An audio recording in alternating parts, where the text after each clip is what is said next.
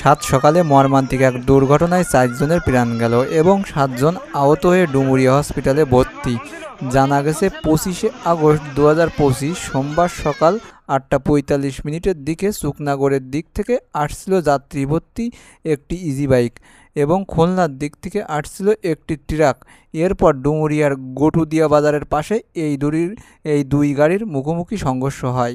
এতে easy bike দুমড়ে মুচড়ে যায় এবং ইজি বাইকে থাকা ড্রাইভার ও যাত্রী জায়গায় 3 জন মারা যায়। একজন মহিলার ডুমুরিয়া হসপিটালে নিয়ে যাওয়ার পথে মারা যায়। এছাড়া ট্রাকের ড্রাইভার পালিয়ে যায় এবং ডুমুরিয়ার ফায়ার সার্ভিস ও পুলিশ ঘটনাস্থলে পৌঁছে লাশ সংগ্রহ করে। এছাড়া এই যে অ্যাক্সিডেন্ট হলো, এই অ্যাক্সিডেন্টে যারা মারা গেছে তাদের পরিচয় এখনও ফুলফিলভাবে পাওয়া যায়নি, তবে আশা করা যায় হসপিটালে গেলেই পাওয়া যাবে। আর বন্ধুরা, এইসব আজগবি ভিডিও পেতে আমার চ্যানেলটা সাবস্ক্রাইব করতে পারো, আর ভালো লাগলে একটা লাইকও দিও। ভালো থাকো।